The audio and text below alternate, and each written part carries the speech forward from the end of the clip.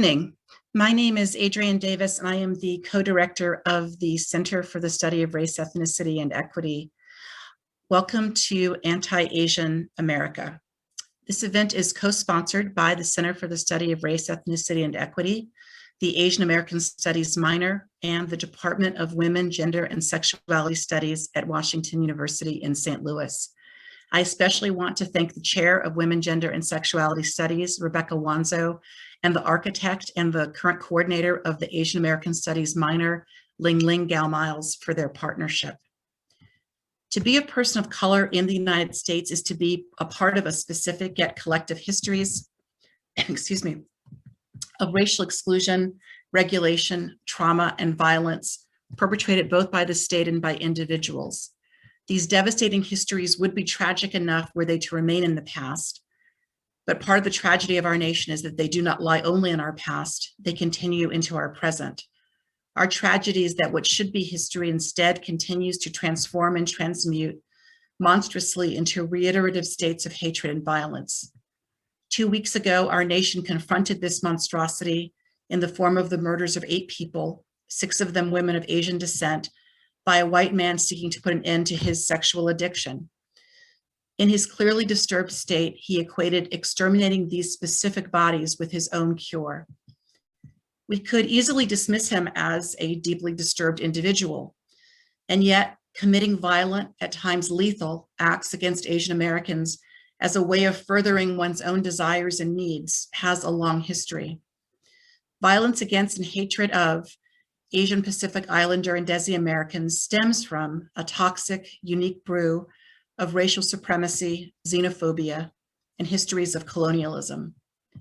Today, our panel will help us understand the historical and contemporary context for anti-Asian America, in particular, fleshing out its sexual dimensions as well as the precarity of vulnerable labor. They will bring their expertise and their insights from diverse disciplines and backgrounds to shed light on this ongoing monstrosity. And I really cannot express enough my appreciation to all of them for making time with very little notice to join all of us this evening. To introduce them is my colleague, Lynn Gao-Miles. Thank you, Adrienne. Good evening. It's a great pleasure to introduce our panelists. Professor Chris Ang is an assistant professor of English and a 2020 Career Enhancement Fellow of the WW, formerly Woodrow Wilson Foundation. Professor Ang's research examines how US ethnic literatures and performances chart what he calls imaginative visions that illuminate more capacious accounts of what constitutes national belonging, historical injury, and social justice. Professor Ang's first book project, Extravagant Camps, Constraint and Queer Conviviality in Asian America, reckons with the unexpected pairing of 2 very different visions of camp within Asian American cultural productions. One iteration is the internment or refugee camp, geographic sites of confinement. On the other hand, is camp as an aesthetic practice of queer performative access. Professor Ang's work has been published in American Quarterly, GLQ, Journal of Asian American Studies, and the Theater Journal, among others. Professor Ang received his degrees from the City University of New York, where he spearheaded critical diversity efforts such as co-founding the Coalition for the Revitalization of Asian American Studies at Hunter. He serves on the executive board of the Association for Asian American Studies and on the American Studies Association Minority Scholars Committee. Professor is the best kind of legal scholar. He is professor of law and the executive director of the Fred T. Korematsu Center for Law and Equality at the Seattle University School of Law. He has served as principal or co-counsel in national cases that are seeking to defend and expand the parameters of civil rights in the United States, as well as launching crucial efforts in the criminal justice domain to democratize the courts. Professor Chang was also a pioneer in critical race theory and an early architect in the design of Asian American jurisprudence.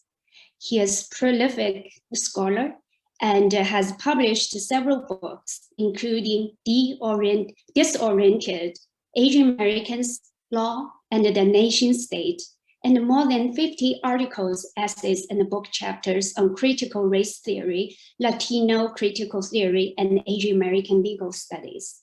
He is currently at work on 2 books, one on the political and the legal struggle over Mexican American studies in Arizona, and the other one on the Supreme Court and white social dominance.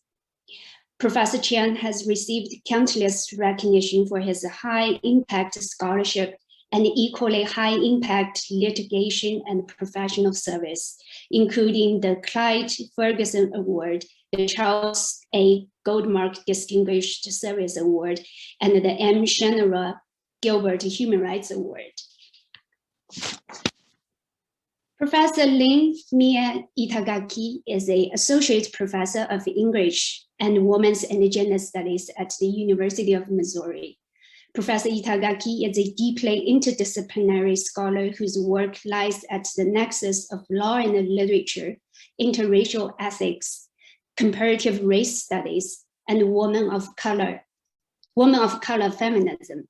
Professor Itagaki is the author of Civil Racism, the 1992 Los Angeles Rebellion, and the Crisis of Racial Burnout, which is a deeply rich reframing of how we should understand the events of the police assault on Rodney King, the trial that followed, and the aftermath.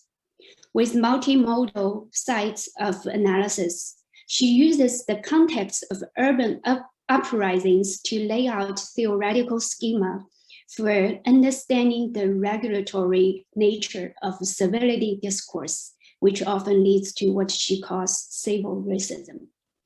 She also has recently published an article that reviews a recent Supreme Court case as an example of what she calls racial laundering, and has essays forthcoming in the Cambridge University Press series on Asian American literature in translation and the Oxford Encyclopedia of Asian American Literature and Culture.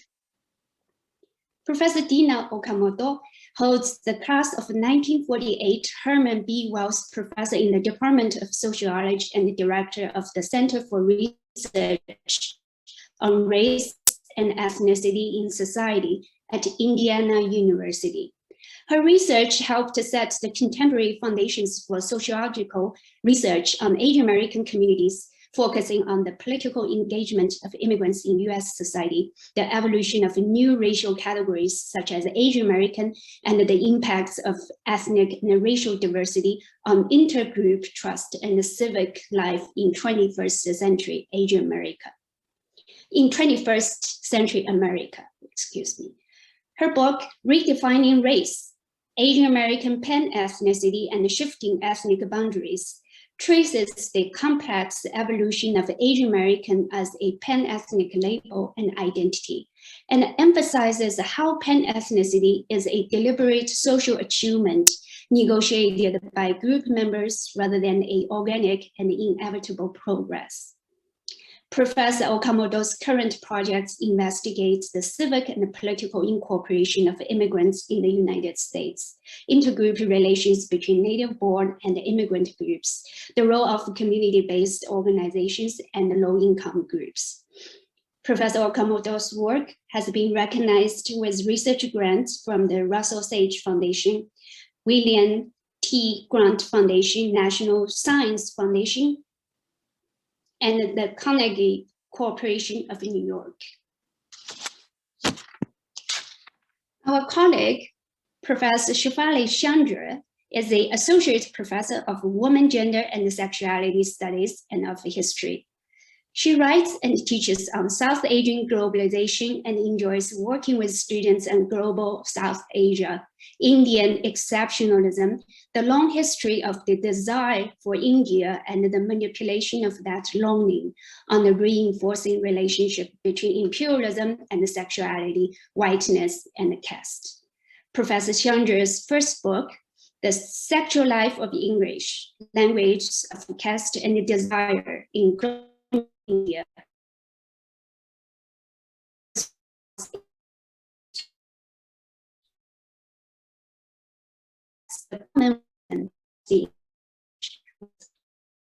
as a language of colonial England. Instead, she beautifully shows how it was re-articulated through conflicts over caste, religion, and sexual subjectivity. Professor Chandra has written several articles on the rapid mobility and the growing interdependence of racial regimes and capitalism, particularly the many points of contact between Brahmanism and whiteness. Currently, Professor Chandra is completing a book on the way that sex and caste has shaped Indian relationship with the United States. Thank you so much. So our panelists are going to present in the order they were introduced. We'll start off with Chris, and I wanted to let everyone know that we will be looking at questions in the Q&A, so please feel free while panelists are presenting to put questions in. We'll continue to look at them and monitor them throughout the presentation, and we'll get to as many as we can afterwards. Thank you. Chris? Good evening, everyone. First off, I want to thank Adrienne, Rebecca, Lynn, and everyone else involved in organizing this. I'm really excited to join you all in conversation today. And so let me share my screen.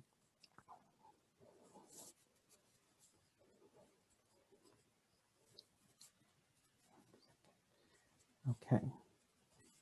Can everyone see my screen okay? Yep, perfect. Thank you.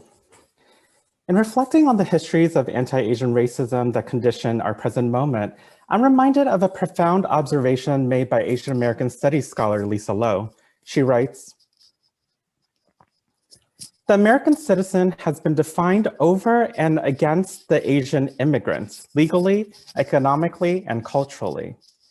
This quote proposes that Asian bodies have been historically constructed as the necessary alien other in order to prop up ideas about who counts as an American citizen and is seen as deserving of rights and protections. Within this equation, Asians are those not deserving of citizenship. Asian immigrants came to embody the antithesis of what it means to be American." In my remarks tonight, I'll offer a brief history of some cultural conversations surrounding Asian exclusion and how ideas about deviant gender and sexuality framed Asians as unfit for US citizenship. In doing so, I hope to shed light on these historical legacies of anti-Asian racism and sexualization that manifest in the Atlanta shootings and what that might mean for us moving forward in the fight for racial justice. Although the Chinese Exclusion Act of 1882 is perhaps the most well-known, historically, a series of court decisions and legal acts excluded Asians from the parameters of US citizenship. Through countless speeches, articles, and artistic works, politicians joined intellectuals and activists in promoting tropes of yellow peril to make the case for Chinese exclusion. Consider this warning from Senator Edgar Cowan. "The Asiatic population have no appreciation of Republican government. It seems to be obnoxious to their very nature. They seem to be incapable either of understanding or carrying it out." Positing that the Asiatic race cannot appreciate democratic ideals, Senator Cowan argues that granting them citizenship would lead to the demise of the nation. Even after Chinese exclusion was signed into law, fears about the act's expiration led to resurgence of anti-Chinese rhetoric and efforts to extend exclusion indefinitely. In 1902, President of the American Federation of Labor, Samuel Gompers, published this pamphlet that you see here, detailing some reasons for Chinese exclusion. So this pamphlet provides a fascinating case study for how the use of anti-Asian rhetoric often goes unchecked even today because it claims to target culture and is allegedly not about race and therefore can't be racist. Indeed, Gompers goes out of his way to rationalize the need for exclusion under the premise that Chinese are culturally incompatible with the American way of life. Consider this rich passage from a section of the pamphlet titled, "Chinese are not assimilative," and I quote, "Chinese do not bring their wives with them in their immigration because of their purpose to return to their native land. Their practical status among us has been that of single men competing at low wages against not only men of our own race, but men who have been brought up by our society to family life and civic duty. They pay little taxes, they support no institutions, they remain steadfastly, after all these years, a permanently foreign element. This language is eerily similar to claims made against Asians in America today, that they are temporary visitors, unwilling to assimilate, a permanently foreign element that leeches off of the nation. Yet this final sentence ignores how racist discrimination often violently discourages and prohibits Asians from participating in different kinds of civic institutions. Notice too, though, how this argument is expressed through ideals of domesticity and masculinity. And so I want to draw your attention to the subtitle, which suggests that Asiatic coolieism stands as the immoral opposite to the moral ideal of American manhood. Chinese migrant communities actually were frequently maligned as quote unquote bachelor societies composed of sexually dubious single men. Supposedly, according to Gompers, because they don't have a family life, they don't perform a civic duty. Therefore, they actively threaten our civilization, unlike other model immigrants who have assimilated. It's important to note that these anti-Asian exclusionary measures also required the sexualization of Asian women.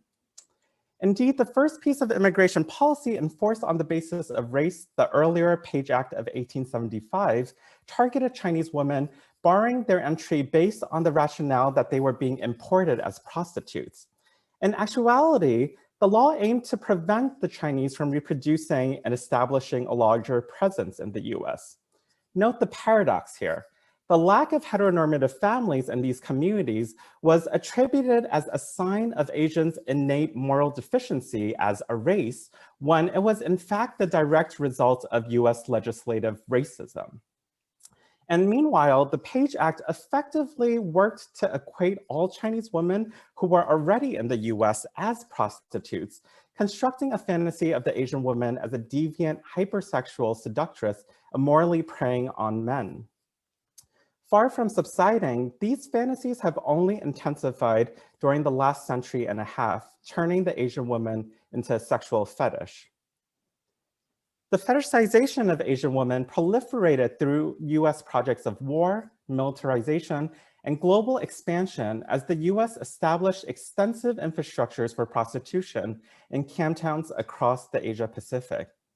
This militarized history highlights how the logic of anti-Asian violence operates not just alongside, but also through structures of fetishization that dehumanize Asian women and render them as objects that exist purely for others' pleasure and enjoyment.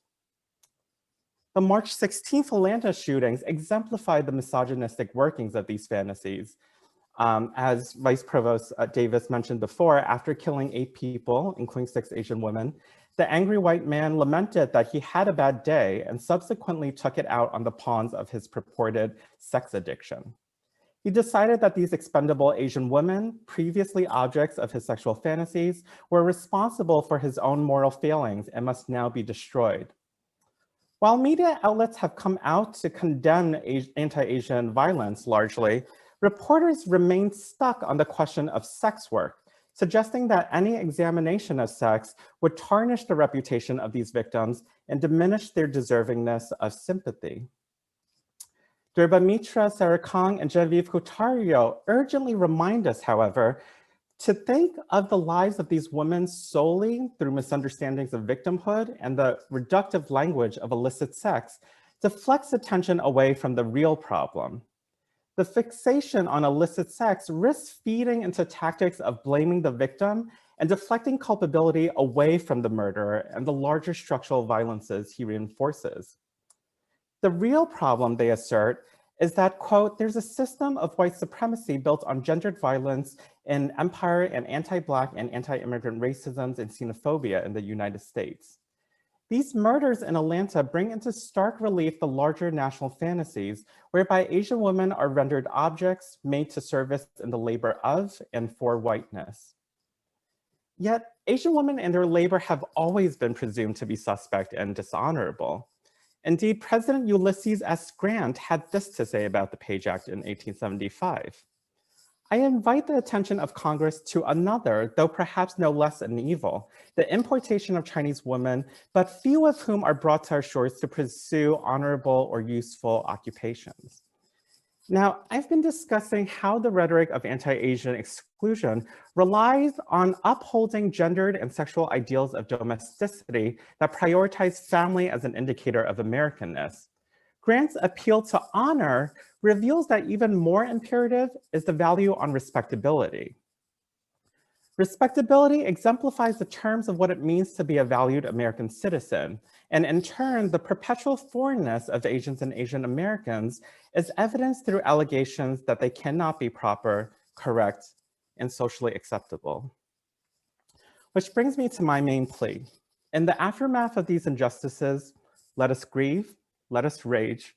That said, we can't afford to repeat the same kinds of respectability politics to substantiate Asian Americans' claims to national belonging or cultural citizenship. Instead, let's challenge the assumption that those who don't conform to ideals of respectability can and should be subjected to violence, rightlessness, and even death. The conversation shouldn't be mired in questioning whether these Atlanta victims were actually engaged in sex work or not. Nor should it be necessary to insist that these victims were in fact hardworking Americans and respectable mothers in order to prove that they don't deserve to be killed. When we're talking about sexuality in its most dangerous forms, we must reckon with how white supremacy objectifies racialized bodies for its own pleasures, even if it means destroying these bodies and subjecting them to premature death. I look forward to joining you all in conversation. Thank you. Thank you, Professor Ng. Professor Chang? Good evening. So I hate the tragedy that brings us together, but I am grateful to have your attention. I'm going to begin by framing my remarks around growing up as an Asian American in the Midwest. I grew up in Ohio. My formative experience with racism took place when I was in 6th grade. So after a month-long festival of my classmates calling me names, the usual things that they call people who look like me, the day that it stopped in some ways was the day that one of my classmates called me the N-word. And you know, so think about your 6th grade self. There's part of me that says, well, gosh, I'm not that. But the thing is, I was that to them. I was the other in their midst. And so though I would never claim to know what it is like to be Black in the US, I do know what it is like to be other. Now, the thing about it is that I wasn't equipped to really respond to it. I wasn't equipped to, I didn't have the tools. I didn't have the history, the lessons that might have allowed me to understand that experience. And so what I did after that was I retreated into the world of achievement and also science, right? Because if you do science, you know, it's objective. They can't discriminate against you. And it was only in law school when I took feminist theory that I started to gain a language for understanding those earlier experiences. And it was then through feminist theory and really the writings by women of color. So Gloria Hull's incredible book, Where and When I Enter, This Bridge Called My Back by Sherry Moraga and Gloria Anzaldúa. It gave me the tools then to then enter into critical race theory that then gave me the language to think about those earlier experiences, but then also to think about how might I intervene to make things different. And so from here, I want to switch now to some of the things that I learned through critical race theory, through thinking about Asian Americans and Asian Americans and the law. And so when we think about the construction of Asian Americans, we have to think about, well, how did that legal category come to be? And how did it become the site where violence occurred, both state and private violence? And so one of the places where I often start is the 1854 case of People versus Hall. In 1853, George Hall was convicted of killing Ling Sing, a Chinese immigrant. And he was convicted. And so then he challenged his case and it went up to the California Supreme Court. And the legal issue before the California Supreme Court was whether or not the lower court had made an error by admitting the testimony of Chinese witnesses that formed the basis for the conviction of George Hall. At the time, there was a statute that said that no Black, mulatto, or Indian could testify against a white person in a criminal proceeding. There are also other rules for civil proceedings, but I'm going to focus on the criminal. And so then you can think about this, right? Well, Chinese immigrants, they're not Black, they're not mulatto, they're not Indian, but the California Supreme Court, exercising word magic, decided, well, based on the ethnographic theory that existed at the time, and the idea was that Indians came over from Asia, the land bridge, well, then they're Indians, and so the testimony was improperly admitted. But then realizing maybe that they were on shaky ground, they said, well, Black just means all non-whites, and so, Chinese are, Black, and so therefore the testimony is excluded. Now, the thing about it is that what it did is it allowed or authorized violence, private violence against Chinese immigrants without any possibility of the state intervening or stopping. And the other thing that I want to emphasize is that the legislature then later added Mongolians. But the other part of it is that think about whose testimony is not admissible against white persons. Racial minorities. And so there's a theme there. So it's not just picking out groups separately, but there is white dominance and white supremacy at the core, at the very beginning, at the early moments when Chinese come into the United States. And so then we can also think about how this then gets carried forward. Professor Eng talked about the 1875 Page Act. And the idea was, well, you have capital with its thirst for cheap labor. And so you always want to have a segmented workforce where you can pit one group against another. And so in some ways, having a Chinese immigrant serve the interests of capital by being able to work for less money, being willing to work for less money, and then getting pitted against white workers and other workers. Well, the problem is if Chinese women come, they form families, and that changes things. And so part of having a disposable labor force is ensuring that this labor force does not reproduce itself. And so the 1875 Act is very important for the reasons that Professor Eng talked about, including the construction of Chinese women as deviants, lewd, for improper purposes, but also the effect on family formation and the failure then to develop long-standing immigrant communities in the US. This gets carried forward, the 1882 Chinese Exclusion Act. And then because the need in some ways to make it all legal, the sort of mythology that exists with regard to our legal system, this idea that we have the Constitution and the courts act as checks on the excesses of democracy, what the executive or the legislative branch does. Well, what happens is through a series of cases, there's the development of what's called the plenary power doctrine. And basically what happens then is that the court says, well, for matters like this, these are political. We're not going to intervene at all. And so you can discriminate against Chinese people, and that's perfectly fine. We will not stop you from doing that. And so then when we think about how that gets carried forward, well, this constitutional deformity is in place. And then once Asian exclusion is put into place, well, and capital still needs cheap labor to come, they turn to other sources. Japanese immigration starts to go up. So you have cheap labor from Japan. That gets cut off in 1905, 1906, the so-called Gentleman's Agreement. After that, you have South Asians coming in. Well, that problem is addressed by the 1970 1917, Asiatic Barred Zone Act. And then Filipinos start coming in, and Filipinos come in under a loophole because they're a US colony, and so they're US nationals. And so how is the Filipino problem addressed? Well, in 1934, they passed the Tidings-McDuffie Act. And even though it doesn't give the Philippines independence until 10 years later formally, it reclassifies them and says, well, you can no longer come in as US nationals. And instead, you have an annual quota of 50 persons per fiscal year. Now, alongside this, stepping back one moment, you also have a crisis occurring in the United States as there's this sense that America is changing. The wrong kinds of people are coming in, Southern and Eastern European immigrants, and also the threat from Asia. You get an Emergency Act in 1921 that sets a quota based on the 1910 census. And then in 1924, they decide, we don't like what America looked like in 1910. We kind of like what it looked like in 1890. And so let's use that as the benchmark.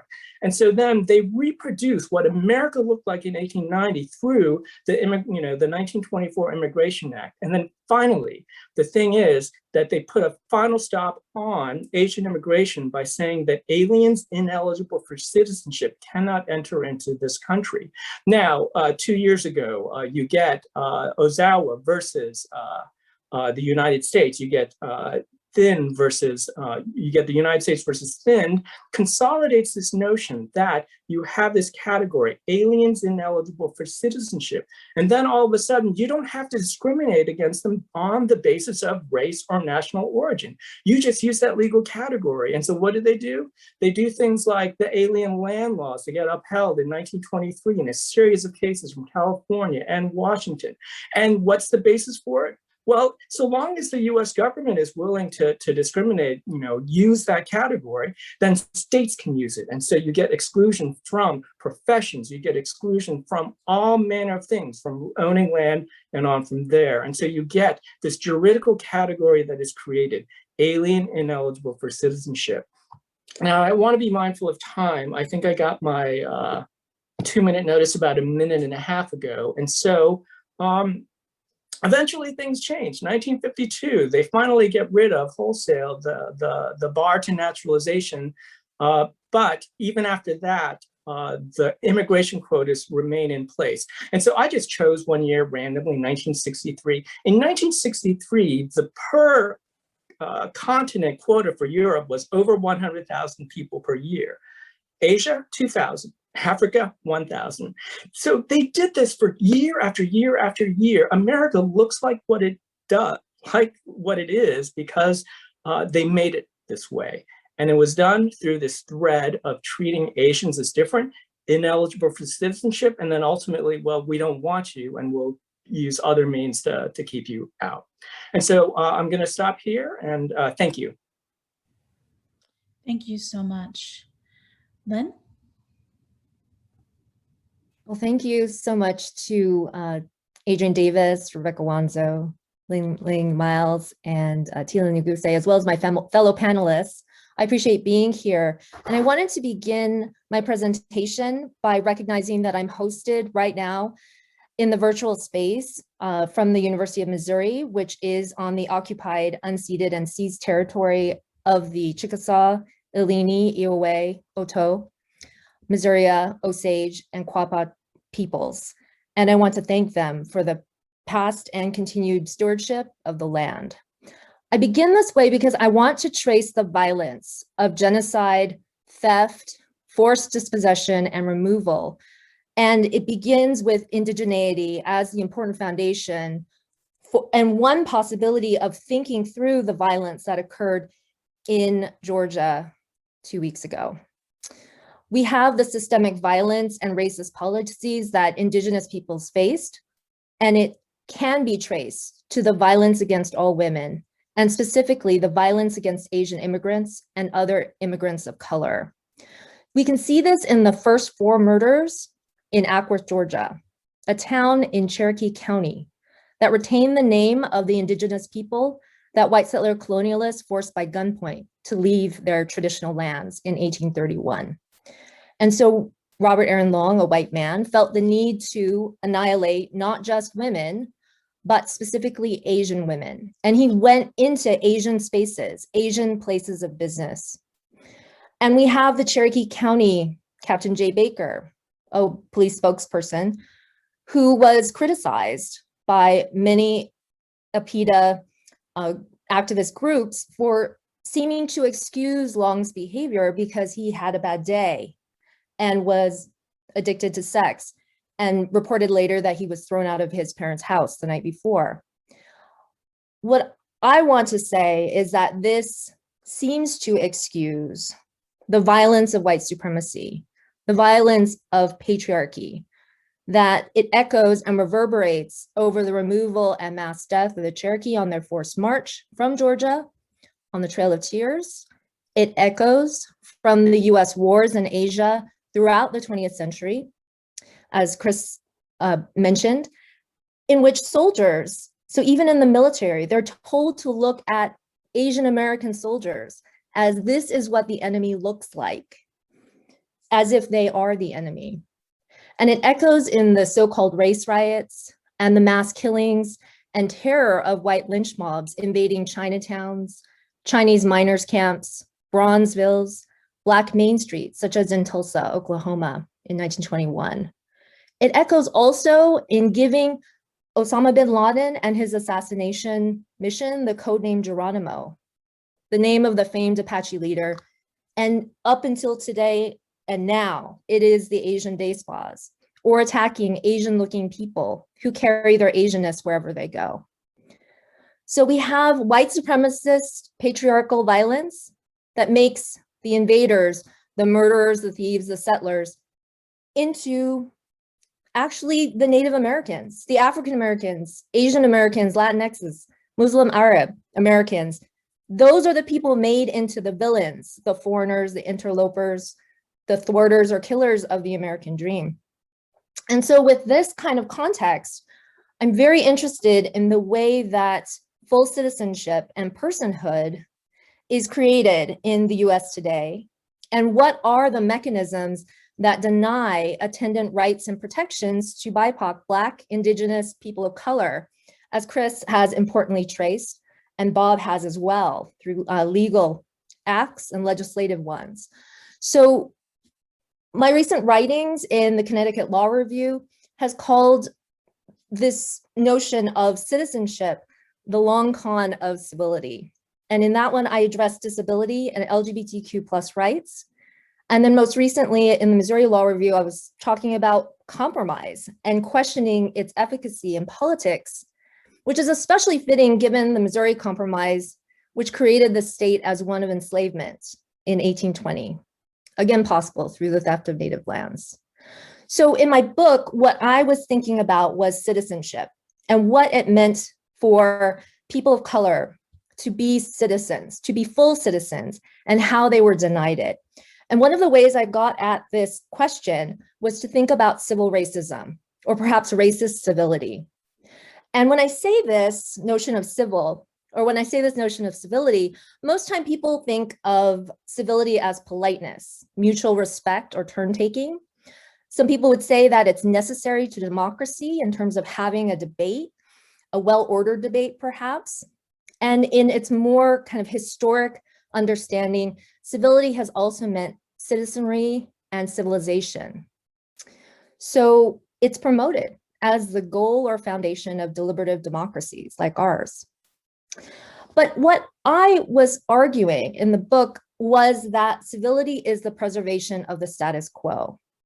And when I say the status quo, we can talk about the before COVID pandemic times, where Stop AAPI Hate has noted the 3,800 new hate crimes or bias incidents against Asian Americans. However, in these pre-times, before those 3,800 separate incidents, which they feel are vastly undercounted, those times were still violent ones for Asian Americans.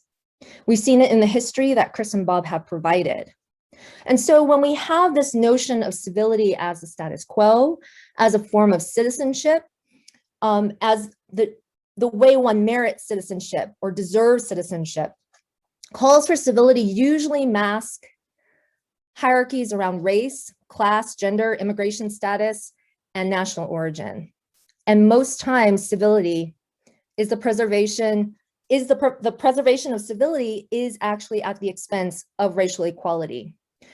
So what I am interested in thinking about is how that the way we talk about things like anti-Asian hate crimes, anti-Asian racism and discrimination, it forms a way of talking about citizenship and who gets the rights and protections of being a citizen or being just thought of as an American. And so civility becomes a way that we talk about these things, how we should talk about them. And civility is also the way in which we do not talk about these very important things. And so I think it's important for us to think about civility as this kind of instrument and not a state of being, so that we are always aiming toward equality, humanity, dignity, and equal citizenship, justice.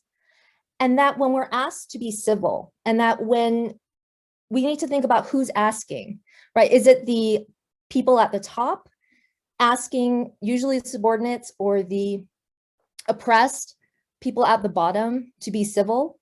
Because those people at the bottom are usually ones that never ask for civility, but humanity, dignity, equality, and full citizenship. And so I just wanted to close with thinking about how are these murdered victims in the Atlanta shootings, how have they been denied their humanity, dignity, and equality? Through the media, through the police statements, who have implicitly disparaged their jobs, places of work, their marital status, their children or lack of children, their personal histories of immigration, even their nationality. So in disparaging them, we're really disparaging us all. We're proving ourselves to be a nation that would attack some of its most vulnerable people. And so I'll close with that, and I look forward to conversation about this. Thank you, Professor Itagaki. Professor Okamoto?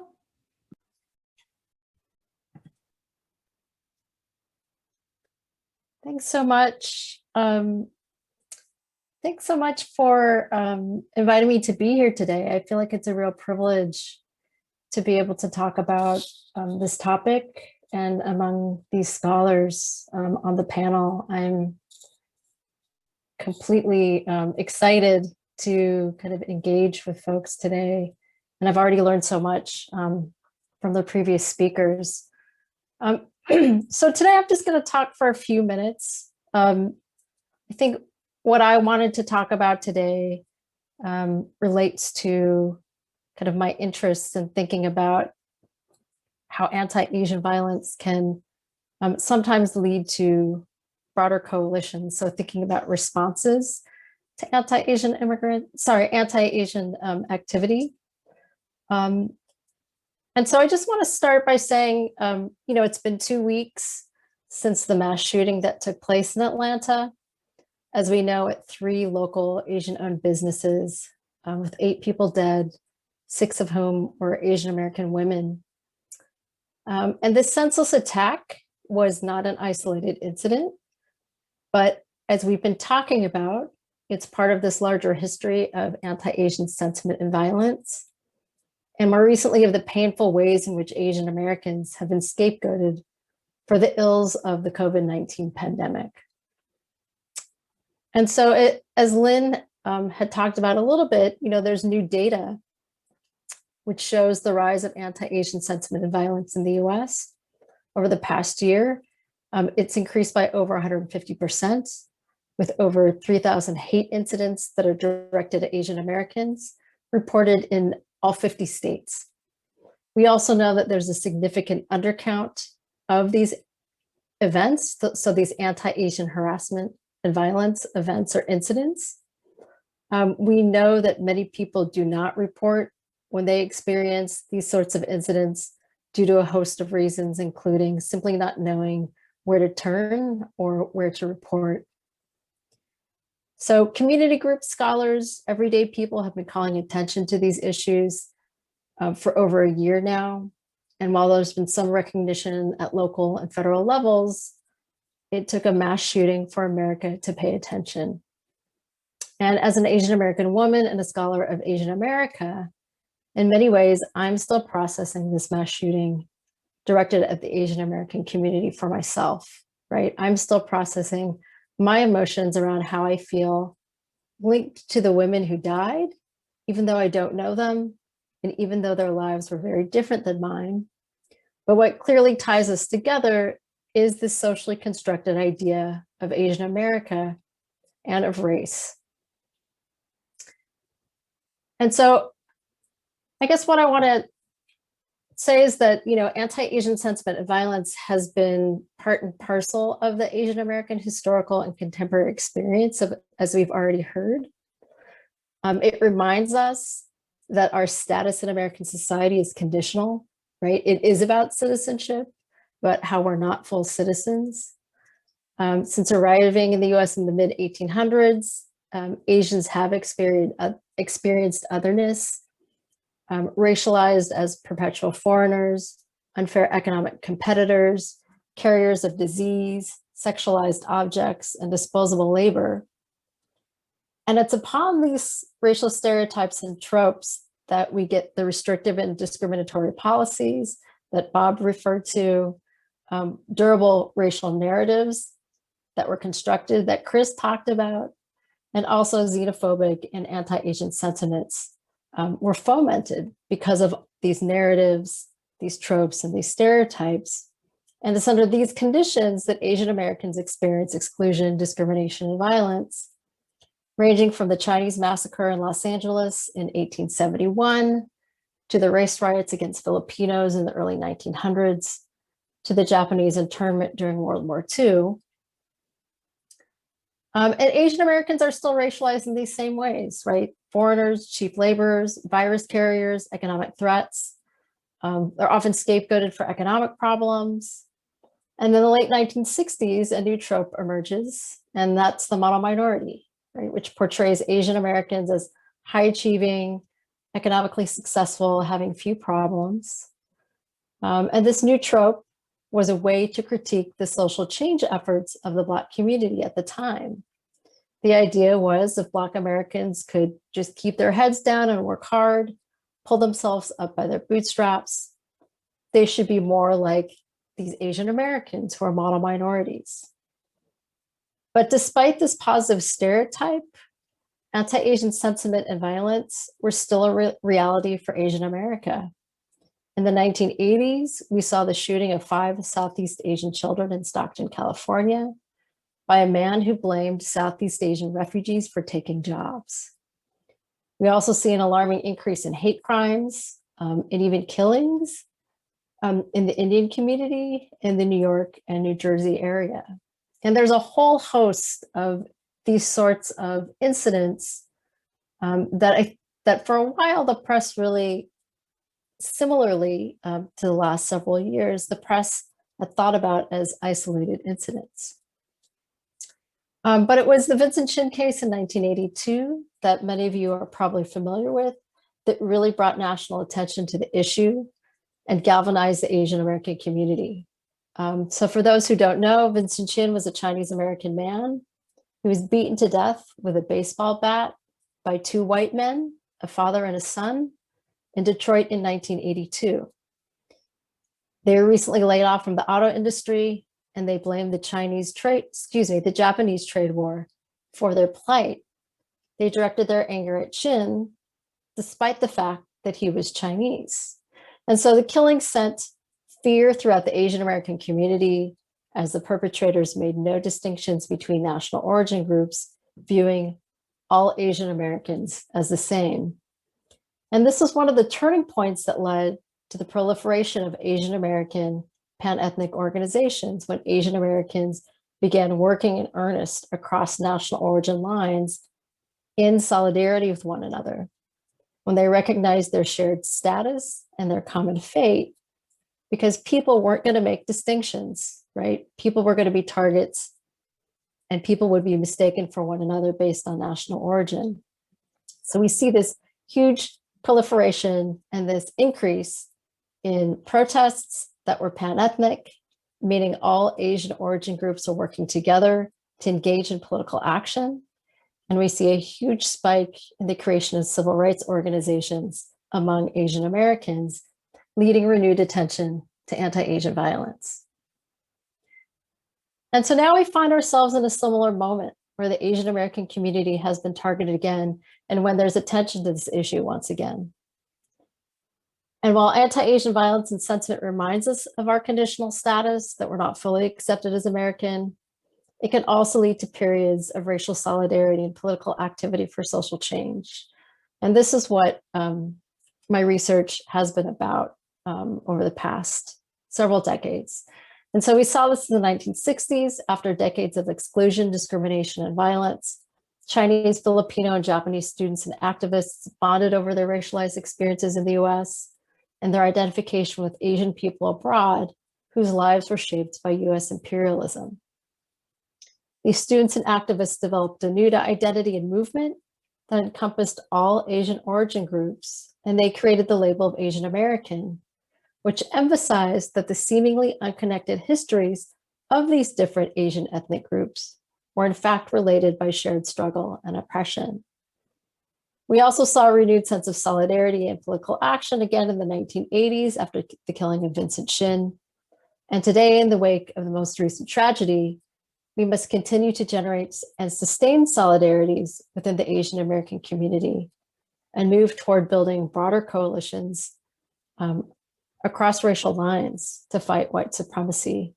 And so this moment is interesting and tragic at the same time, but it does remind me of these moments in Asian American history, which were responses to being racialized, that were responses to these instances of white supremacy and to anti-Asian violence.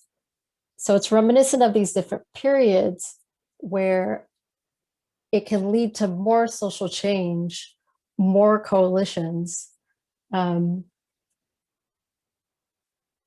try to really engage in racial justice.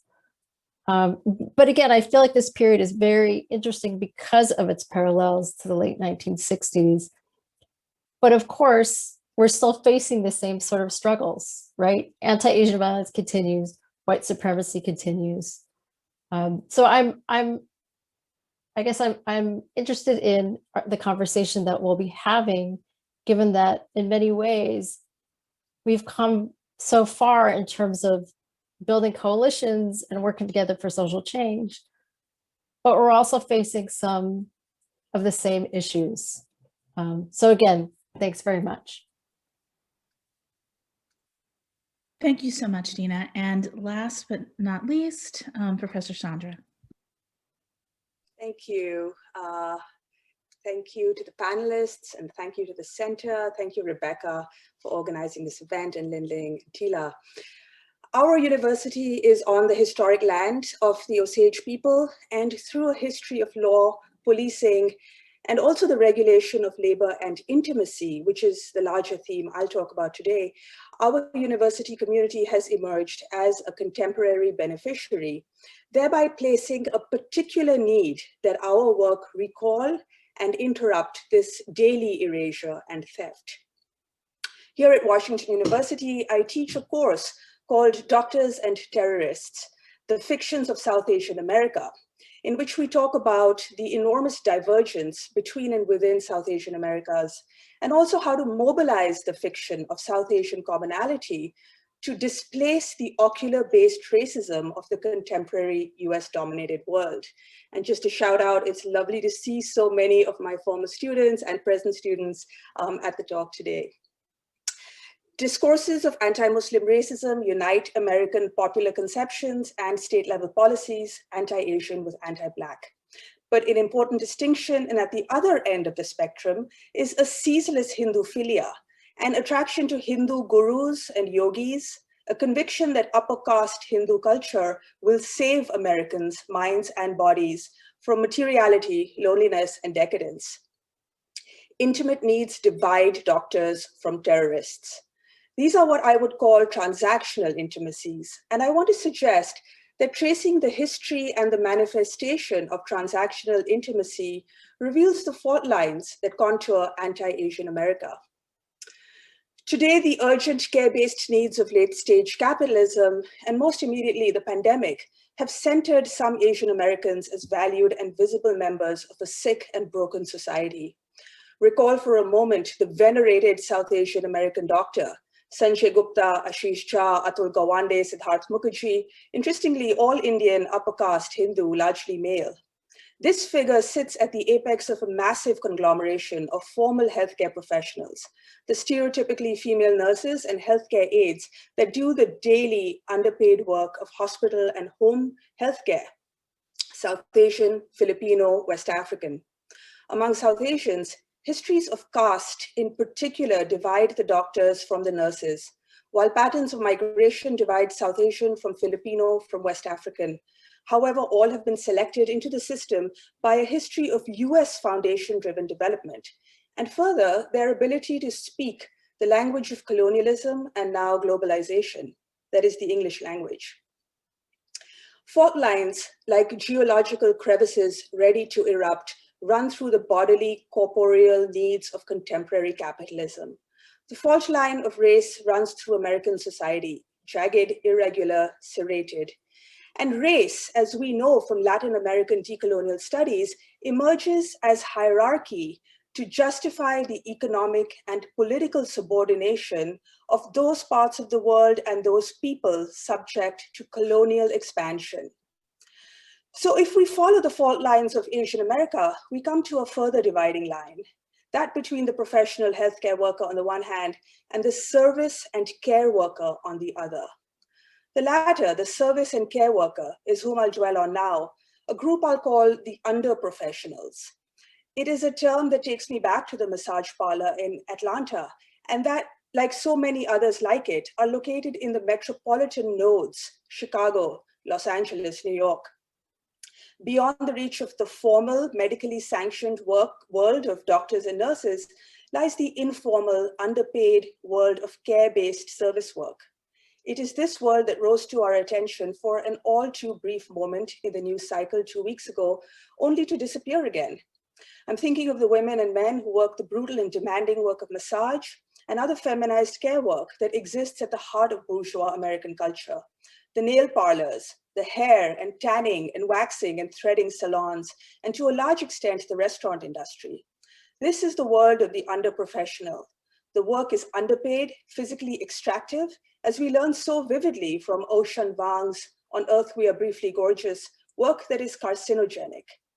And I would insist too, a world that is characterized by the relative lack of English language capital and so-called legality as dispersed by a virulent immigration system. Most significantly, far too many of the underprofessionals are produced not just by American globalism, as in the case of South Asian doctors and nurses, but specifically are produced by war. Asia has always been the focal point of American power, and specifically military power, be that the Philippines, Korea, Vietnam, the Muslim majority nations of Afghanistan, Pakistan, Palestine, Yemen, Syria, the list goes on. And from those endless wars, we have our massage parlors, our nail and hair salons, our cheap takeout food. Asia and South and Central America's underprofessionals are feeding, grooming, and tending to the American worker and American family, both of which are reliant on a culture of appearance, particularly leisured appearance, bodily beauty, physical comfort. Every day can be, in fact, it must be wedding day, is the message that screams from dog-eared posters and furniture choices in parlors and salons. The appearance of being relaxed, tanned, slender, and fit is essential to the end game of the brutal and extractive professional office and domestic reproductive culture in tandem. And it is the underprofessionals with histories of war and a limited access to Anglophone education that fuel the American office and reproductive economy. They are the ones who were first and most harshly ejected from their jobs when the pandemic came rolling down. But even more cruelly, they were the first ones reinstituted back. Nail parlors were open for business before most cities had instituted mask mandates. And here's the icing on the cake. Invariably, the workers get paid only in tips. Even if the fight for 15, which really should be a torrent toward 25, were to be successful, the underprofessionals will continue to soothe and pamper the almost broken body of the white-collar professional and her family for $5 or $10 an hour. This is the silent underside of the measured, handsome Indian doctor who has filled the airwaves, particularly over the last year. Ultimately, however, Americans trust Asians to make them feel better and to look better. And as we've also experienced ourselves, to teach their children to earn better. Cutting across a huge swath of physical and cerebral needs, Asian America is the intimate enabler of late-stage capitalism. Significantly, this is a transactional intimacy. The insatiable demands of bourgeois cultures of appearance and its reliance on a transactional intimacy connects to Lisa Lowe's insistence in her Intimacies of Four Continents. Post-Enlightenment bourgeois intimacy was a regulation ideal through which the colonial powers administered the enslaved and the colonized. Normative notions of intimacy, that is family, reproduction, and property, were therefore the structuring logic that justified chattel slavery, the genocide of First Peoples, and the indentured labor system, and simultaneously the denial of intimacy among and between those racialized as other by the regime of normative intimacies, as previous speakers have already noted. And also I want to stress intimacies in particular, even marriages between Native women and non-Native men. Knowing that history helps me expose the cracks between contemporary bourgeois intimacy and the transactional intimacy of the appearance industry. Today, a dangerously sedentary, solitary, frighteningly disciplined, pale and overworked white-collar office culture has spawned the demand for a contrary presentation, that of the leisured, toned, tanned, youthful, groomed American body. In reality, that body is overworked, overfed, and broken, but it is primed to pay pennies for the appearance of a regenerative vitality. The new and necessary appearances of American globalization are intimate and obscured beneath the toxic fumes of nail spas and styrofoam of takeout. And even more obscured is that its history is the enslavement of African people, genocide of indigenous people, and the endless imperial war. Let us not forget that the mass shooting that dominated the headlines the week after the tragedy in Atlanta was at the hands of a Syrian American man who was both the son of a restaurant worker and an immigrant who entered the US as a child. Today, Syrian children form the largest group of children in the world that have been displaced by a war that the United States participates in.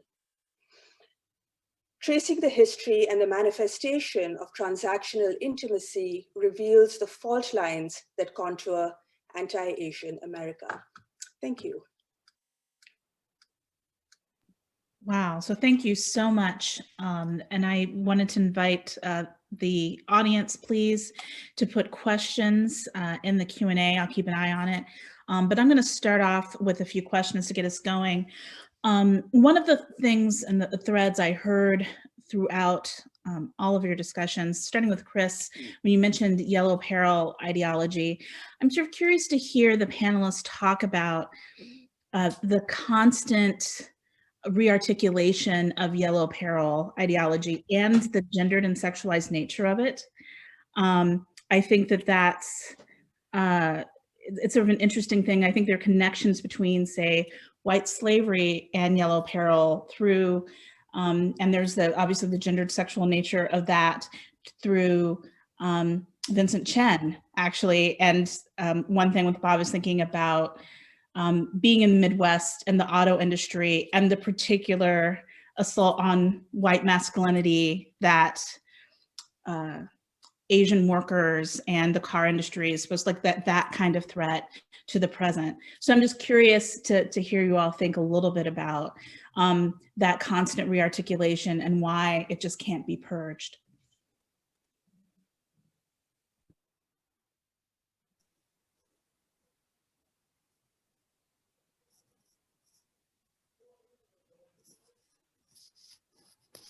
Yes. I'll start a little. Thanks so much for that, Rebecca.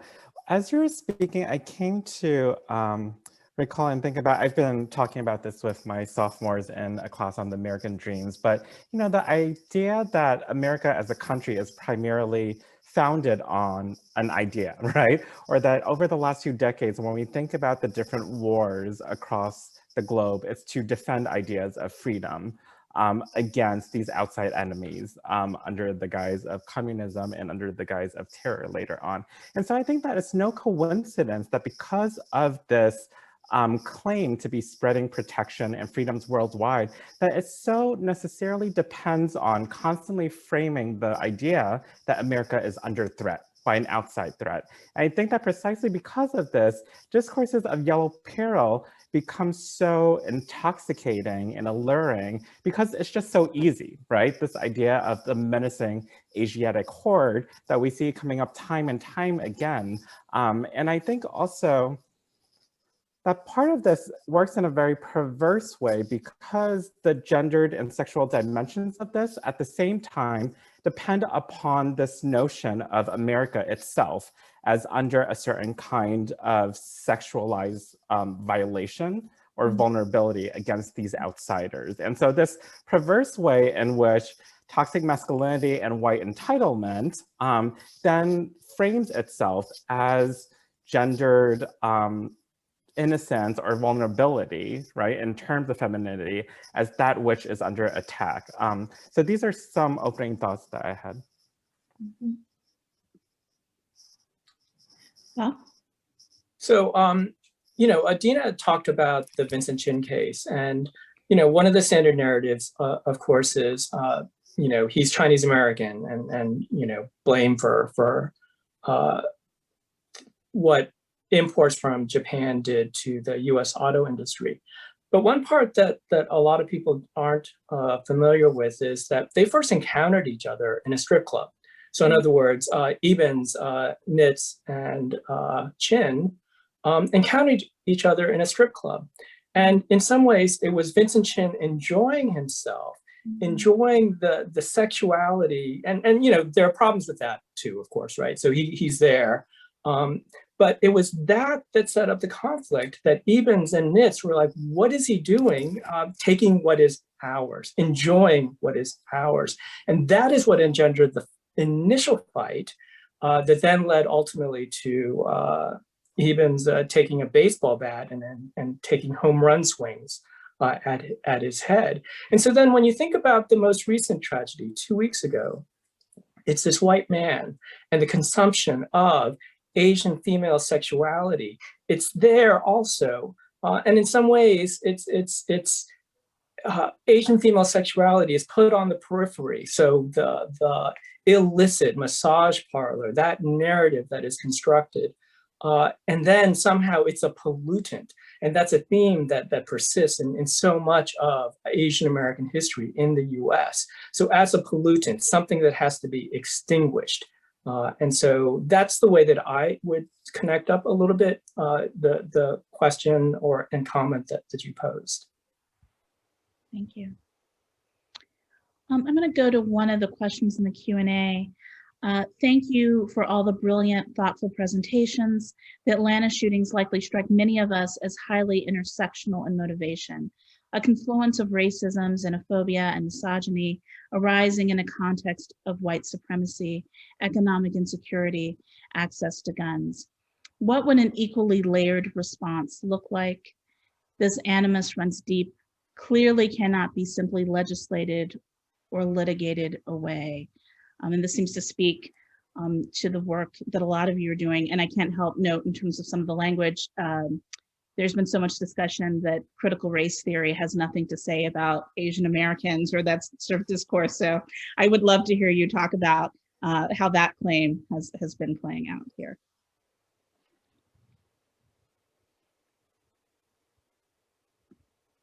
Responses?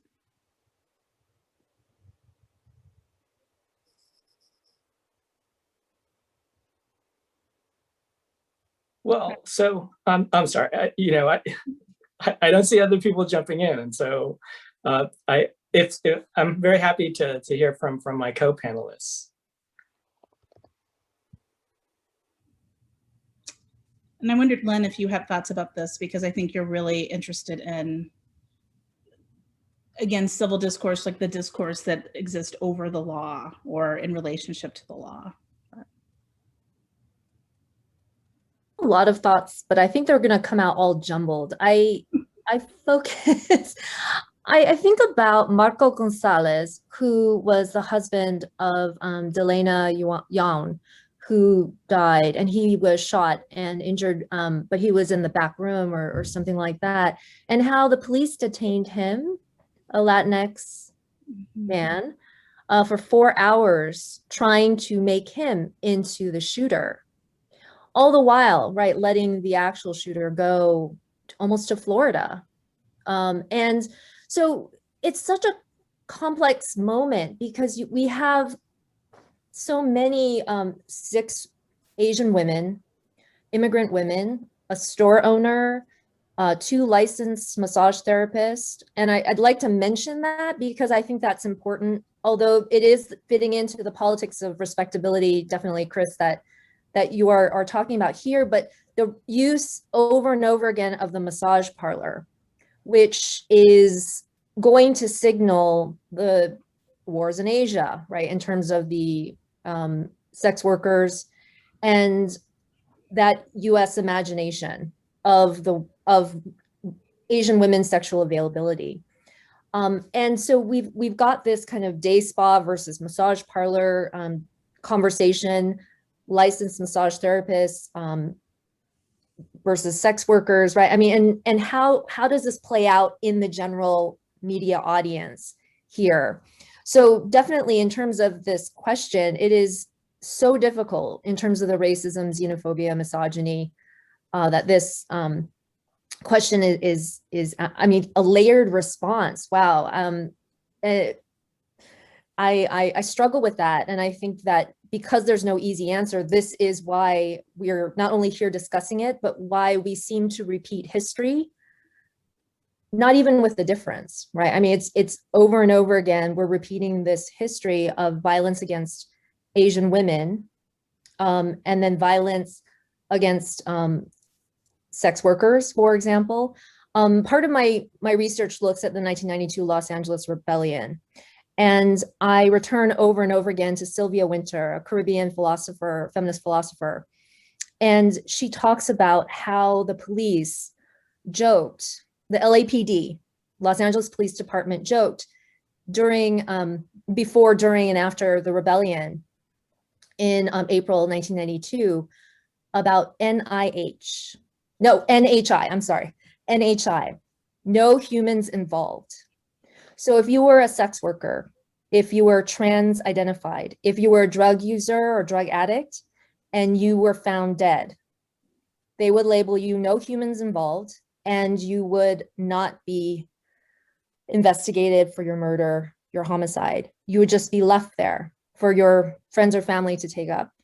And so I draw these parallels because it's not just about anti-Asian violence, it's linked to so many things. And I appreciate this question while also pulling at all these different threads, you know, in terms of this larger history of devaluing other human beings for our own kind of purposes of efficiency. So as Shefali was talking about, efficiency and allowing some people to be broken, but others to be kind of put back together.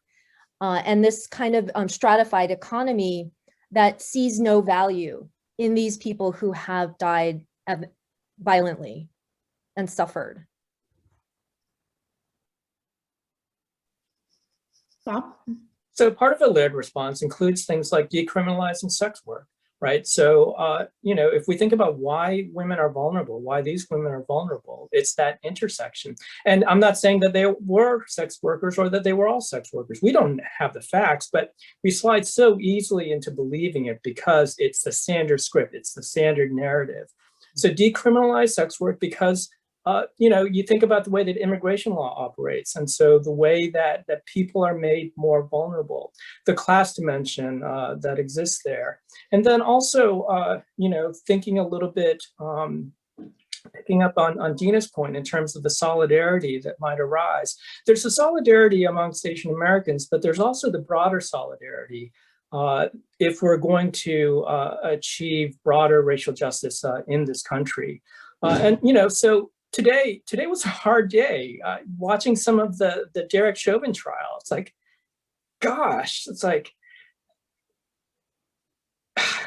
it's all there, it's all connected. And in some ways, for us to be able to tell the stories to each other, to see the familiar, you know, that which is familiar, to see the other in ourselves, to see ourselves in the other. Those are the things in terms of getting to a layered response. If we're going to have an intervention, I think that is going to persist. And I think this next question from the audience, Dina and Shefali would have a lot to say. Has or how has the construction of the model minority trope affected attitudes towards or limits on Asian Pacific Islander immigration relative to other groups, given that it could cut against historical arguments against fitness for assimilation and citizenship?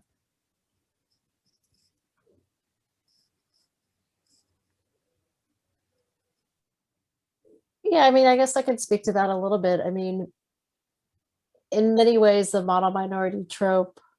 Oh, sorry, I was reading it and then it just went away. Oh. Sorry.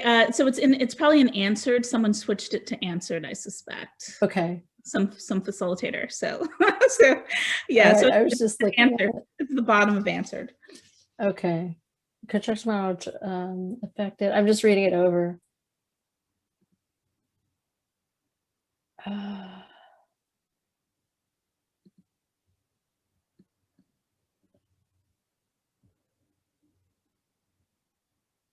So I'm not sure if I totally understand the question. So how has the construction of the model minority affected attitudes toward immigration relative to other groups? I mean, and I take this question, I think, to be a bit about, you know, obviously the scholarship about that doesn't disaggregate between Asian American communities. Okay. Since we have an ongoing conversation about citizenship, I suspect for some of the audience, it might be a little surprising to think about, given the model minority discourse, that there's always been this tension between those who haven't been understood as being suitable for immigration and how that's actually been affected in immigration policy versus the people who, given sort of educational status or certain kinds of policies in relationship to whoever the US has been at war with, or something that has sort of shaped immigration. I think that I sort of understand this about how it's sort of complicated in thinking about Asian American assimilation and specific populations. Well, and it seems like a total contradiction too, right? I mean, the idea that Asian Americans have been, again, viewed as foreign, other, you know, all the things that we've been talking about. And then in the 1960s, right, we get this model minority stereotype that, well, Asian Americans are good now, right? They're desirable in the sense that they are academically and socioeconomically successful, and they know their place, right? And they're doing things to move toward assimilation. And as long as they keep their head down, they work hard, they'll be next in line, right? And I think one of the things through the conversations I've been having with people over the past few weeks, you know, one of the things that folks are saying is that Asian Americans, some of them, right, have kept their heads down, but what has that done for us, right?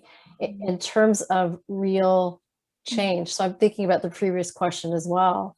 In terms of real structural change, what has that done? And I think that's a question I'm going to continue to think about.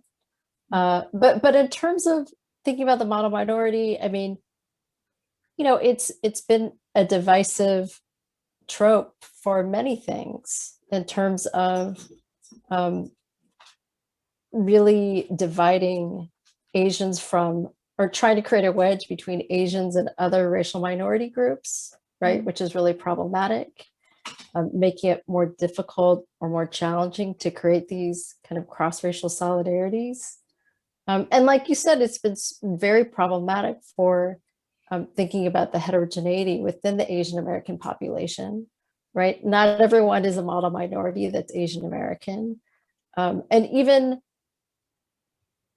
right, thinking about that heterogeneity, and I guess I'm starting to think about other things like media representation, and how when I see an Asian American image in the media that does not fit that stereotype, I just get really happy, right? Because it goes against all of these stereotypes and tropes. So I'm kind of getting away from the question. I'm not, but I'm hoping that this is still useful for thinking about how problematic this sort of trope is. And I still think that people believe in it, right? And I still think that it does affect, I mean, I guess the question was about kind of immigration policy as well, and citizenship. And I do think there's this idea that, you know, maybe we should let in more Asian Americans, but they should be of, you know, high status in terms of educational attainment. And again, it's just it's a false narrative. So I think that that's the one thing that we have to push against, these false narratives about who the community is and what it looks like, because it's a false narrative. And in addition to, you know, I mean, I think that's one of the layered responses, right? Is to really fight against these constructions of Asian Americans that are really leading to a more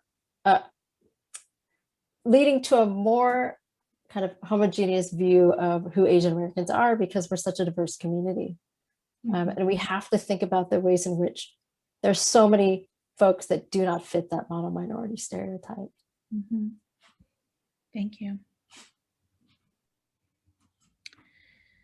So there's another question, and I wonder, Shefali, also if you have something to say about this. Really appreciated the mention of role of militarization and American sexualization of Asian women, given that AAPI communities barely comprise 6% of the national population. Is it any wonder so many folks' ideas come from war and movies? How can we effectively counter these stereotypes in education, in media, et cetera? Again, I'm not entirely sure that I understand the question, but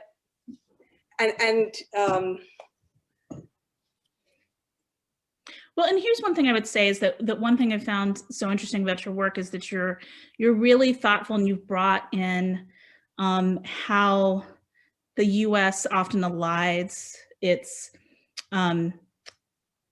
imperialism and colonialism in its own national history, right? And how we think about, you know, East and South Asian relationship to that. And I think, and so representations that are naturalized as like, oh, yoga and ethnic food, you know, Chinese food, and all these sort of ways are naturalized as sort of an embrace of culture or sort of media representations that sort of erase violence. And so I've just always, and just even your own comments today were really useful in helping us think about that. But yeah, no, thank you. And, you know, I totally appreciate the question as well. You know, I think the way that war has been, yeah, exactly, you know, media representations kind of displaced upon another theater, another space. It's happening elsewhere. It's happening in Latin America. It's happening in Asia. Makes it then be about those people fighting one another, right? And the work, the part of the coalitional work has to be about bringing the war to American, the knowledge of the war has to be brought front and center, because the war is actually amongst us. The war is happening right now in America, and it's happening through the bodies of people who are being racialized constantly, right? And I think that's the really powerful insights that I get from decolonial studies, in particular, how race comes to the surface, how it emerges as hierarchy to justify exploitation and colonialism, right? So it's not a steady category, and it's always shifting. And that racialization that we're seeing today in terms of anti-Asian America is the war brought home to America. It's the war on American soil. And I think that's the connection that, certainly we can see absolutely in the way that these movies try and actually deflect our attention upon another theater, when actually the work is to show how, the war is really being lived on the bodies of racialized people in the United States, not just through, these forms of labor, which are terrible, but also, as I keep stressing, through this erasure, which is not an erasure, right? So we have to do the work to find the Native and the Indigenous histories that we're all trampling upon. Thank you. All right, so we're running out of time, but I do want to take this last question. It's a tough one. So thank you all so much. I'm wondering if solidarity across historically marginalized ethnic and racial groups seems productive or even relevant when thinking about responses to anti-Asian racism and violence. Could coalition and activism among BIPOC folks be part of the solution, or would divisions among these groups make this option unviable, or at least a lower priority?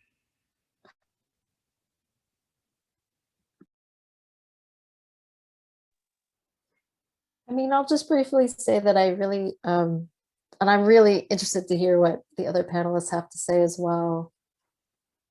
I mean, activism, right? Political participation, coalition building, right? It's never easy.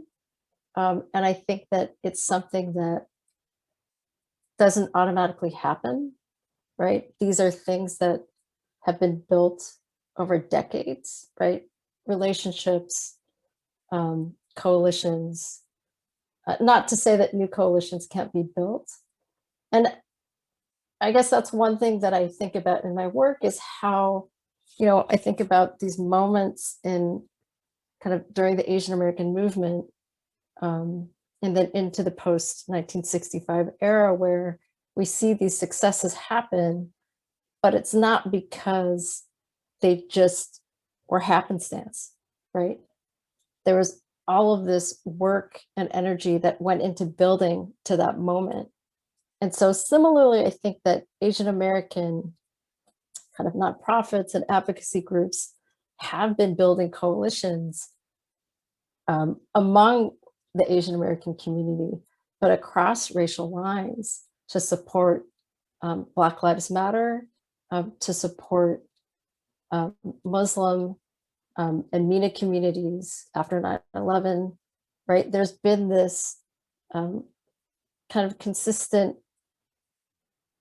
kind of effort by advocacy groups and activists to ensure that there's this continual support, because especially Asian Americans, given the smaller numbers compared to other racial minorities, right? We know that we can't go it alone, that social change is not going to happen unless we work together in coalition to really make change. But again, it's not going to be easy. There are always challenges, but I think it's something that's worth really trying to do. And it's, and I think it's really important to support other communities as well in terms of the plight that they're dealing with, because again, we are all kind of in this together in the sense of we're all fighting to try to change these structures of white supremacy and of patriarchy, right? Of these different sorts of oppressions. And to me, a viable but challenging way forward is to really work together in coalition. But I'm really interested to hear from other folks on this point.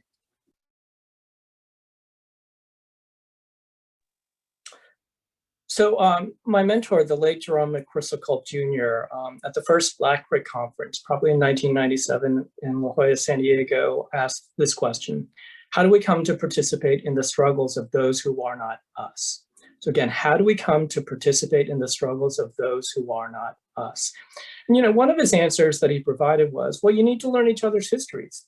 And so part of the reason that I sometimes narrate Asian American history in the way that I do is well, gosh, we're all very different. What do I, as a Korean American who came in 1970, have in common with somebody who's Japanese American, whose parents, grandparents were incarcerated during World War II? What are the points of commonality? And so part of the story is it's the racialization, the common racialization there of persons who look like me, people of Asian ancestry.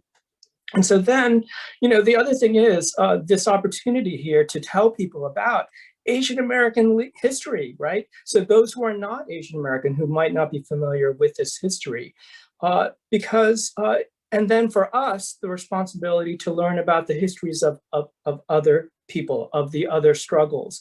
And then also really to avoid, I think it was Lynn who talked about the long con of civility. The other sort of long con that's going on is, pitting groups against each other. This idea that, oh, it's a zero-sum game. There's one little prize over here. And, if you take it, then some other group is not going to be able to take it. Not understanding in some ways that we don't have to accept that paradigm, that the pie is not that one piece. And so then, what Dina was saying, part of it is showing up for others. So if we want people to be allies for us in this moment, and we need it, we need people to be our allies, well, we need to be allies in turn. And it's through those relationships and the persistent engagement over time that you develop, I think, the kind of persistent coalitions that I think Dina was talking about.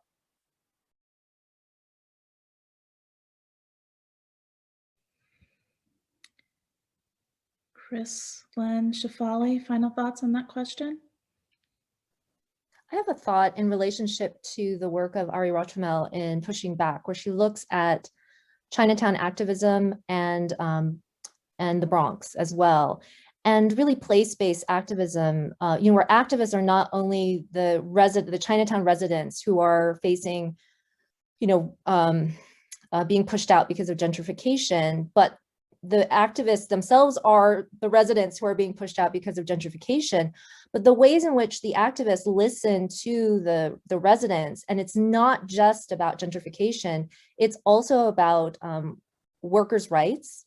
It's also about one organization, CAAAV. So at one point it was Chinatown Against Anti-Asian Violence, where it begins because of Vincent Chin. And it begins because of anti-Asian violence that's occurring in Asian places and spaces, but it evolves into fighting for residents' rights, fighting for affordable rent, living wage, also connecting with Latinx workers and their resident struggles.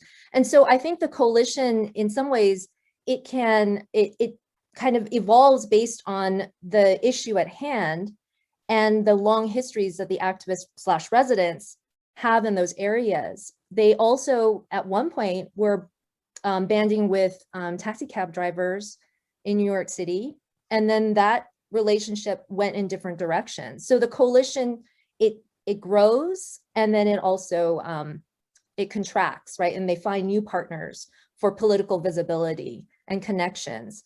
So I'm very influenced by that particular study and looking at the CAAV and how it expanded and how it added on in terms of domestic worker rights, in looking at Filipina domestic workers and how they expanded beyond the residential questions. So I think there's a lot of hope. I think that obviously Chinatown in New York City is under threat at this moment.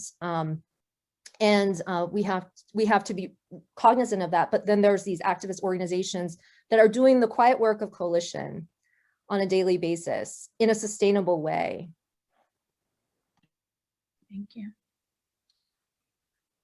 Yeah, just to agree and thank the panelists for all these amazing insights and really a way forward. And yeah, I just want to stress too, I agree, coalitional. Thank you, Chris. Really queer anti-civility politics are so important. So I really appreciate that, anti-war. But I also want to throw out there that we shouldn't just sit comfortably with the notion of Asia. right? I mean, that category itself is a deeply racist one. And I mean, I feel this as someone who is always quoted as not even Asian Americans. So I mean, Asian Americans are seen as perpetual foreigners, and then within Asian America, there are their own hierarchies based on accent and appearance and sexuality and citizenship. So let's not sit comfortably with the notion of Asia either, and kind of, you know, destabilize the construction of that category and its own racist histories. Thank you. Final word, Chris? Yeah, thanks, Rebecca. I just want to echo what everyone has said so far and thank my co-panelists. I really wanted to emphasize Dina's point that the work is really tough and difficult, and yet it has been done for many, many decades, as long as different racial groups have been on these soils, right? And so I think alongside Robert's suggestion that we learn our history about these different moments of racialization and comparative racisms is to also think about the fact that interracial solidarities have been happening for a long time. And this might seem like a tangent, but I was reminded about the fact that in the aftermath of the incarceration of Japanese American citizens during World War II, there was a very large and robust and ultimately, in some ways, successful redress efforts for those who were formerly incarcerated in the camps. And you know, there were a lot of different political organizations that came up to think about how do we want to address this question of redress. And I think that a lot of times when we think back to this history, we too often only think about two sides. One side where people mention that we really need to emphasize that internees were super loyal, ultra patriotic, right? And that they've been always upholding American values of freedom, liberty, and citizenship. And another side that called for us to think about the fact that Japanese Americans were actually resistors, right? That they resisted the different kinds of awful state power that was imposed upon them. But one thing that I think is interesting that very few people think through or talk about sometimes is that there were also other organizations that said, no, let's actually think about this moment for redress, to think about all the different forms of racism that have been inflicted upon racial groups, right? To also think about and bring in questions about what reparations for slavery would look like. So for instance, there was this one political organization called the National Council for Japanese American Redress, and its emphasis was to say, instead of thinking about this as solely an Asian American or Japanese American issue, or as one that's solely tied to this one specific historical event, how do we think about redress as an ongoing form of state critique of state violence that affects multiple vulnerable populations and racial groups, right? So when we think about shifting it this way, and thinking about the work of social justice as one of constant critique and challenge against these different forms of oppression, I think that what we could start to see is that it benefits all of us, and to think coalitionally and work coalitionally. It's hard work, but we all lose at the end of the day if we don't put in this hard work. Thank you. Thank you so much to all the panelists. So I'll turn it over to my colleague Tila Naguse to close this out. Thank you. So I will be brief. My name is Tila Naguse. I'm the Assistant Director at the Center for the Study of Race, Ethnicity, and Equity. I want to thank everyone for participating today, and I want to thank particularly our panelists, Shefali, Bob, Chris, Lynn, and Dina for sharing not only your expertise, but of course your experiences as well. I also want to thank the Asian American Studies minor and Women in Gender and Sexuality Studies who helped us put together this very important discussion in a relatively short amount of time. Finally, I'll say, and I dropped this in the chat, that this event was recorded and it will be available on the CRE2 website and social media. So please like us and follow us on social media. I'll also share that upcoming events that the Center for the Study of Race, Ethnicity, and Equity have.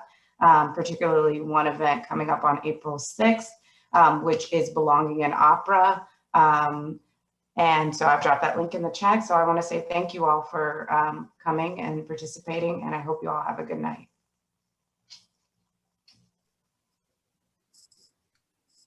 Thank you so much. Thank you. Wonderful.